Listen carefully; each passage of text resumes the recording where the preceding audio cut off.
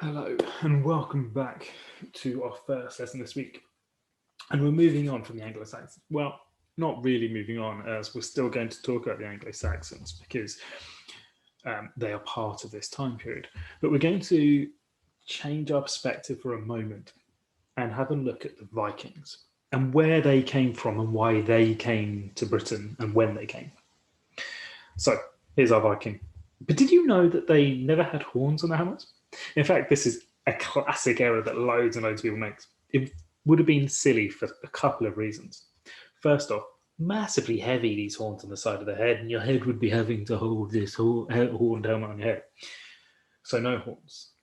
Also, what was very silly about them, if you think about the shape of them, the whole point of a helmet is if you were going to be hit in the head with a weapon, is to deflect the blow away from your head. Whereas horns would go towards your head. So if someone was to strike at you and hit your horn, it would actually pull the sword into your head, which would be incredibly silly and cause horrific problems.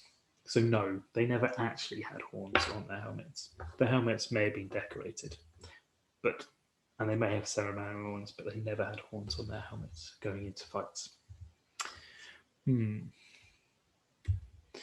So the Viking Age in European history was from around 700 AD to 1100 AD, and it spread quite a large area as well. And during this period, many Vikings left from their homelands in Scandinavia and travelled by longboat to other countries like Britain and Ireland. And they travelled vast distances and over huge amounts of space, doing different things depending on where they went and what they were going there for. So this is a longboat, as you can see, and they were actually brilliant because they could travel the oceans, whereas a lot of ships at that time didn't have that capability of long travel or work fast. And the Viking longboats were quick for what they were, and that was important. So when the people of Britain first saw the Viking longboats, and they came down to the shore to welcome them, thinking they were traders.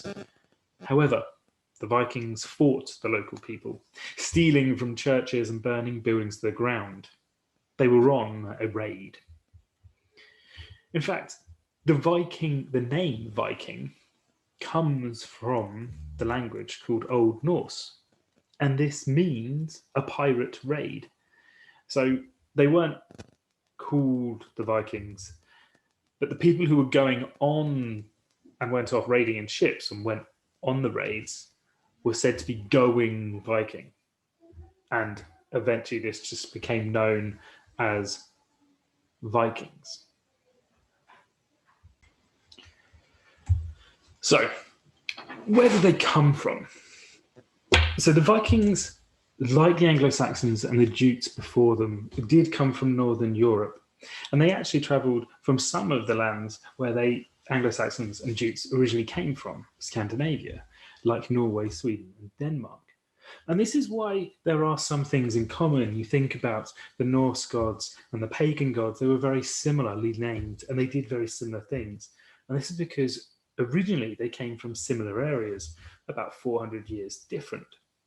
And as they came across from their homelands, they would raid, to begin with, England, parts of Scotland that they came to, and parts of Ireland that they came to, places where they believed there to be good land and rich soil and wealth.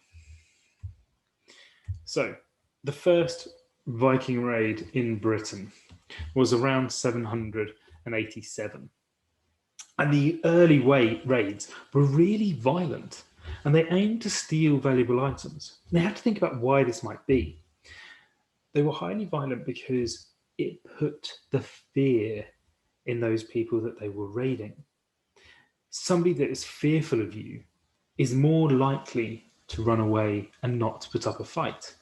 In fact, some of them were known as the sea wolves because they would ravage the lands that they were coming to raid. Monasteries, so those early places where Christians, monks would lend themselves just to learning about Christianity, were great places to raid. Never put up a fight, and there was riches and food within the walls. But not all Vikings were raiders. Many, like Anglo-Saxons, were farmers, craftsmen, and traders, and they would do all these things as well. And most Vikings that did go on raids still had a second profession. So when we're looking at where they travelled, the Vikings went so far. They were great seafarers, sailing the seas and trading goods to buy silver, silk, spices, wine, jewelry, glass, and pottery to bring back to their homes. And you can look, these were probably the first people, or the first people we know of, that actually travelled all the way out to America, Newfoundland. And they called it New Vinland because there were vines to make grapes there.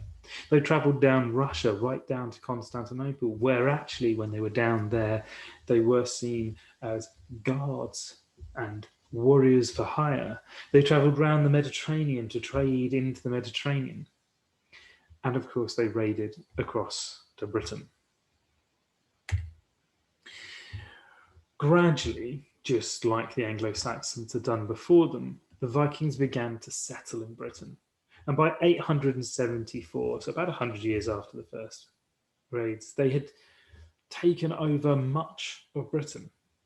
The red area shown on this map is where they had their towns and villages, an area that was later known as Danelaw.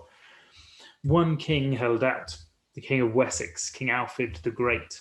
He was able to defeat Viking armies in battle, and this allowed them, and then he allowed them to sail and to live in peace. He also converted the first Viking to Christianity later on. So we've talked about pull and push factors, and these were similar for the Vikings. The major pushing factor were the lack of space and poor farmland that they had in their homelands. You think how hard it is to supply enough food for your clan, your group, your tribe. And then you see where you've raided this really great land, really fertile land. It's a great pushing factor. And the three countries that the Vikings came from had slightly different issues. We had Norway that was very hilly and hard then to grow crops. We had Sweden that was covered in forests, and Denmark, which had a lot of sandy soil. Remember that Denmark had been flooded numerous times. All of these caused massive problems for farming the land. It was just a lack of space. So the good farming land on Britain was a massive pull factor.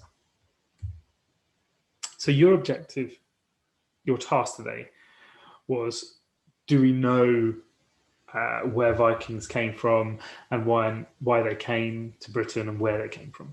So what I want you to do, I want you to use your map drawing skills and research skills to answer these two questions.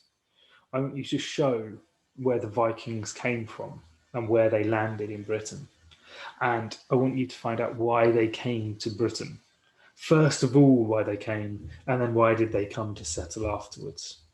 A lot of the information you will find in this video, but you're more than welcome to have a look online or any other place if you've got some books in order to find out as much information as you can.